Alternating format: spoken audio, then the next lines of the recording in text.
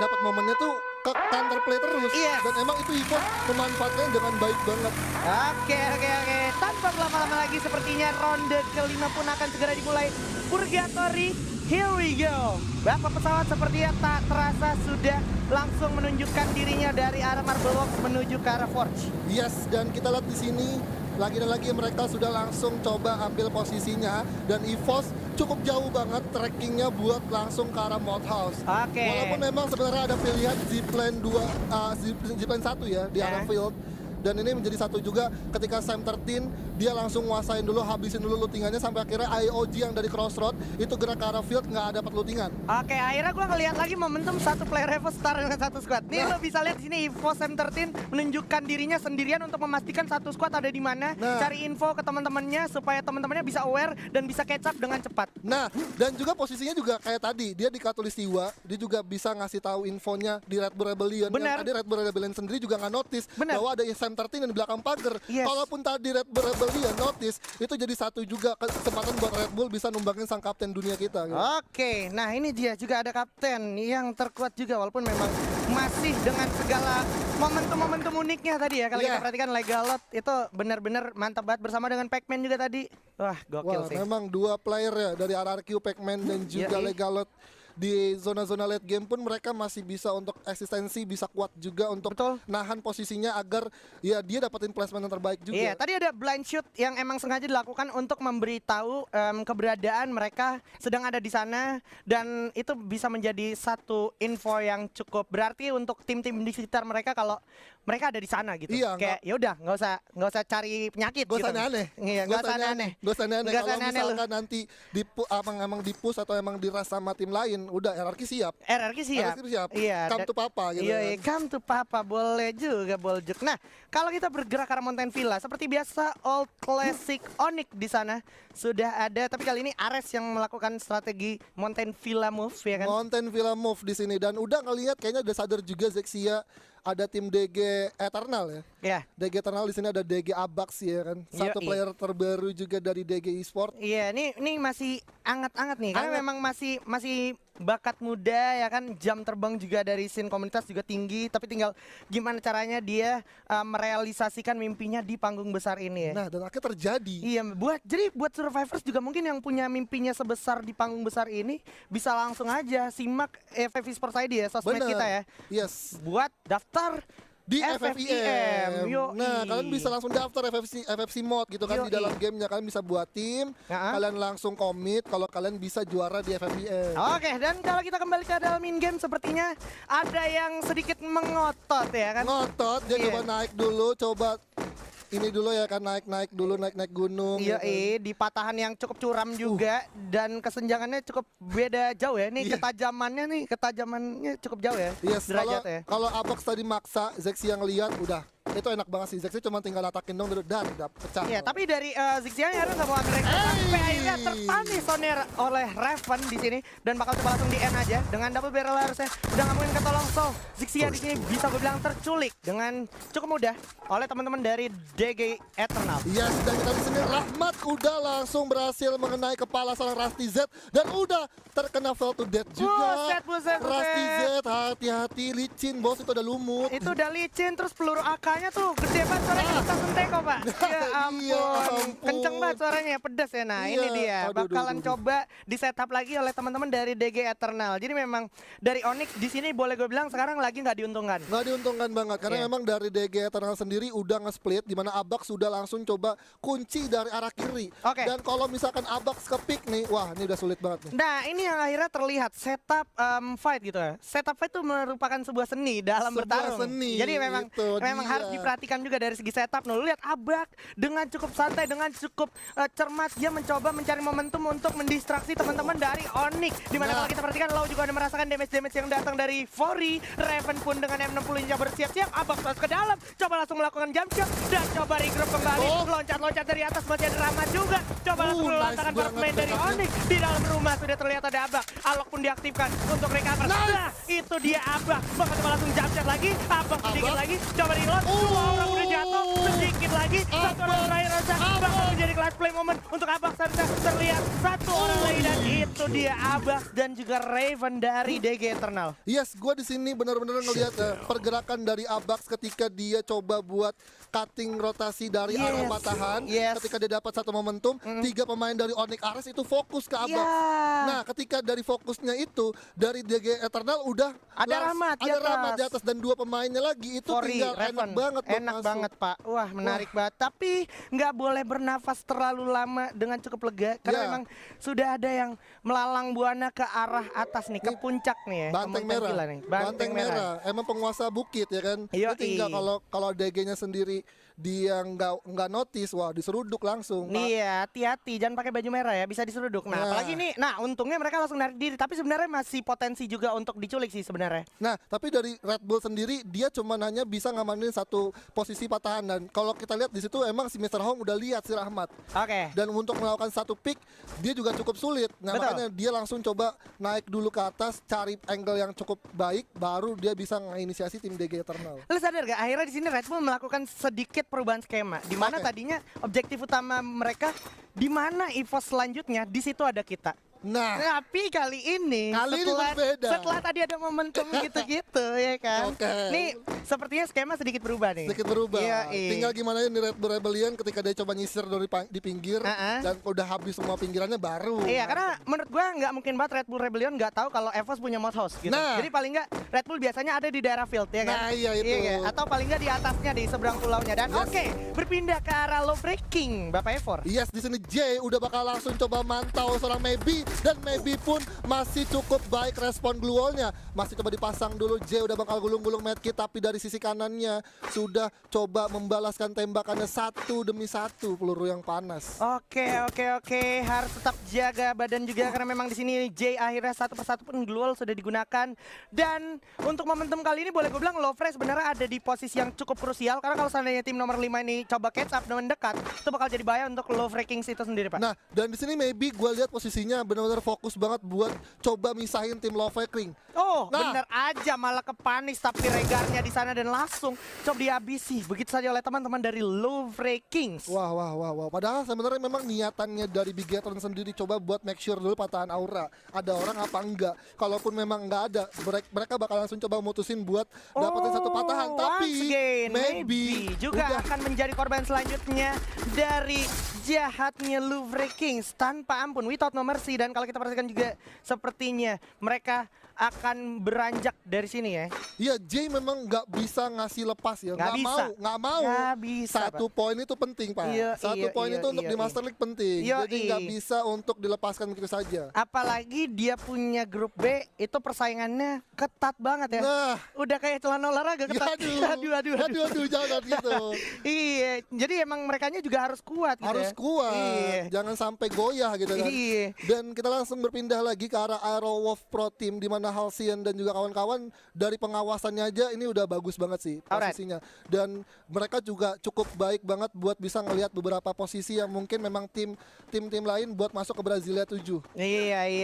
Ini Seven House selalu menjadi tempat yang bisa gue bilang banyak kenangannya. Waduh. Tapi kalau kita lihat Danger Zone, terus juga kita lihat area Brasilia, ini udah chance besar banget. Area Brasilia tuh bakal jadi zona berikutnya, masih bersinggungan juga. Dan Island of God menurut gua mempunyai tempat yang cukup strategis. Ya kan, kalau seandainya nanti zona Narika ke atas, ini advantage banget untuk Island of God untuk paling enggak dia holding position. Dan saat dia lagi holding position kayak gini, menurut gua it's Mr. Wager time. Mr. Wager time buat menghasilkan atau memproduksi glue wall ya. Karena kan Island of God juga tadi lumayan kepatil nih di rumah ayam ya kan, di atas base ya kan, fight sama EVOS. Ya kan, perang glue wall juga di lantai 2. Nah, dia pastinya nggak mau mengulangi kesalahan yang sama dong. Gitu, memang semua tim nggak mau melakukan kesalahan yang sama. Karena masih ada kesalahan yang belum dicoba. Oke. Bisa juga ya. Tapi kalau kita perhatikan saat ini harusnya zona masih berada di Brasilia. Jadi Nah. Wah. Apakah kita bisa menjadi dukun?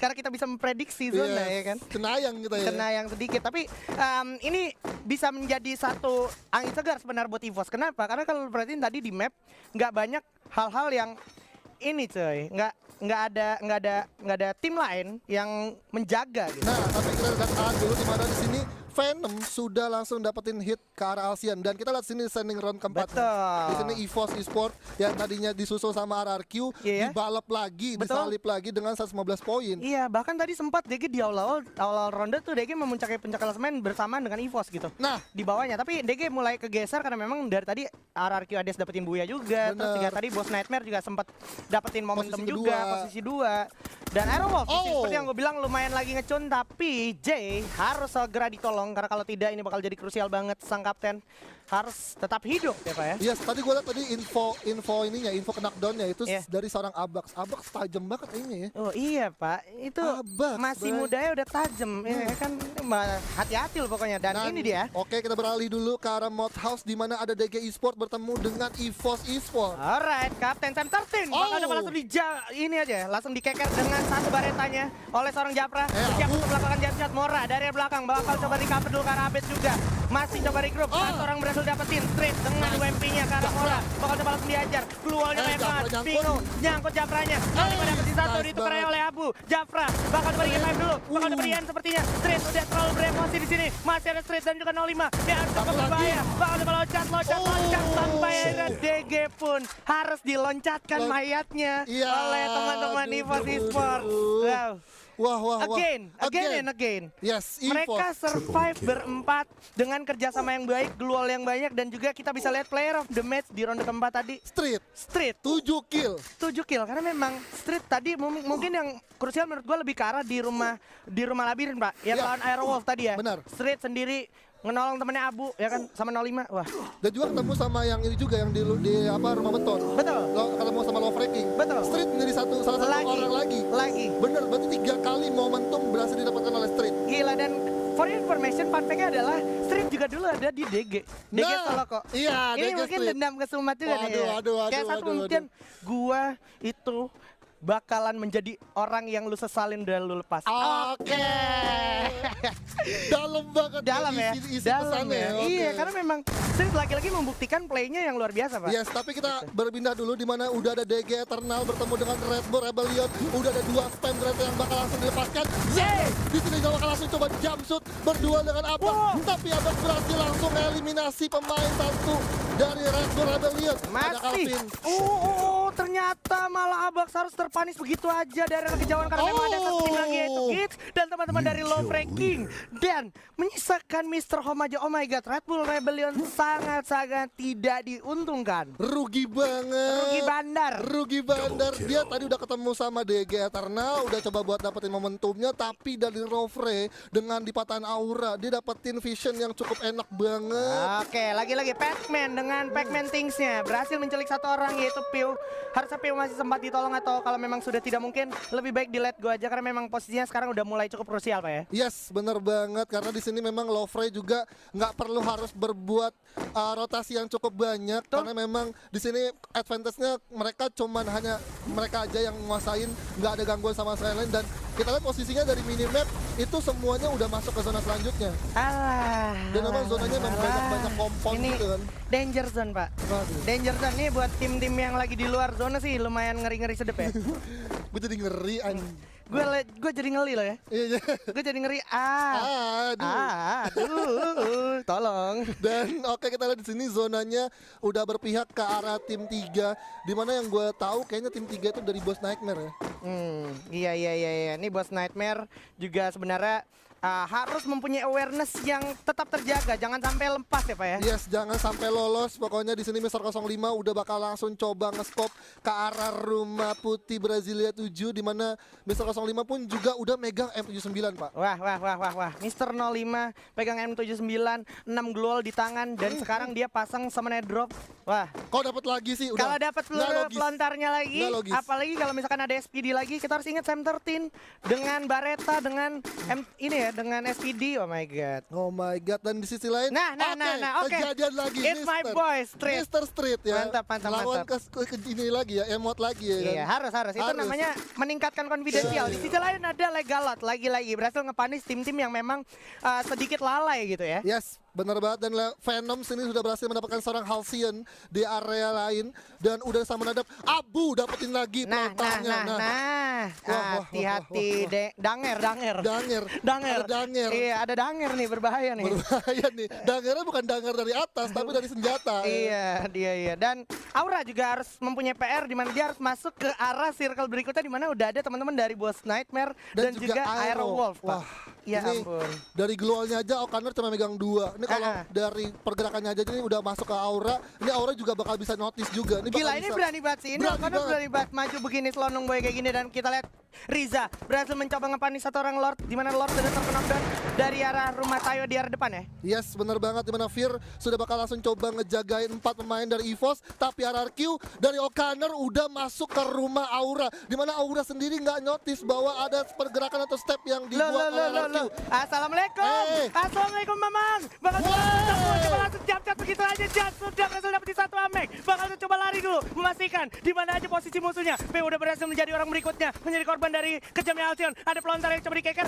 Nggak jadi. Coba dikeker dulu. Itu dia tembak ke atas. Hati-hati meleduk. Ini bagus banget tarik kalau mundur keadaan. DST-nya jatuh begitu saja. Sudah ada O'Connor juga. Sudah dapetin jas. Bakalan pecah banget perangnya. Bakalan jadi hektik. Masih bisa dilemparkan lagi Glula. Dipasang. 05 berhasil dapetin Riza. Tapi ada Anca. Dimana kalau kita perhatikan Hades juga berhasil mencoba masuk ke zona berikutnya. Yes, dan di sini Chansu udah bakal langsung coba berlari masuk terobos ke arah tim Aura Esports, di mana masih ada Guns yang masih coba struggle untuk menahan posisi dari RRQ, tapi Chansu udah langsung terkena down. Udah Boss Nightmare Harper Bonus di posisi ke-6. Di sisi lain Legalot udah langsung terkena down. Misalkan seorang Pac-Man akan menjadi Pac-Man save the day. Dan akhirnya Aura Esports masih bisa untuk dieliminasi oleh Pac-Man seorang diri. Oh my god, Aura, not today Aura. Sayang sekali harus tumbang oleh teman-teman dari RRQ Hades. Sisi lain masih ada kuatnya Aero Wolf berasal dari grup B, masih survive masuk ke top 4 dan dia masih punya Jans dan juga Halcyon dengan sisa resource yang ada, sementara EVOS Esports masih lengkap 4 orang. Terus dia punya resource banyak, terus dia punya zona terakhir, dan ini menurut gue tidak baik. Satu kurang lagi. 2 senjata M79. Oke, 2 senjata M79, dimana kalau kita lihat juga sekarang ada Father dan juga teman-teman dari Low Breaking yang udah terfonis, kalengnya udah kebakar. Sekarang bakal coba dihajar dengan kejamnya SPD dari Jazz. Tembak Father yang udah jatuh. Nah, today Father, dan ada Abu juga yang berhasil coba catch up keadaan dari arah Kids, dan gua rasa Kids gak bisa menggulung momentum lagi karena memang sudah sangat sulit. Di lain Mr. 5 pun take advantage. Ada Alcyon juga, samping ada Pac-Man sama Legalot lagi-lagi. Bakalan bertemu 3 tim besar ini, bakal coba melakukan fight. Udah tumbang mungkin saja. 05 dengan pelontaran. Loncat kacat berhasil dapat oleh Abu. Masih ada di atas Halcyon. Coba manfaatkan kesempatan terlebih dahulu. Dan masih ada frag grenade diamankan oleh 05. Udah tahu di atas ada Halcyon. Coba tembakin lagi, bakal jatuh. Masih ada Pac-Man. Bakal coba ditembakin lagi. Loncat dengan Abu Beneleh. Masih bisa. Pac-Man loncat sedikit lagi dari belakang Netflix. Ada itu ditumbang. Dan juga sedikit lagi Halcyon bakal lempar granat. Astaga, pesta untuk Halcyon. Karena ini adalah Buya untuk EVOS Esports. 2 kali EVOS Esports Buya di match ke-5 pada malam hari ini. Wow.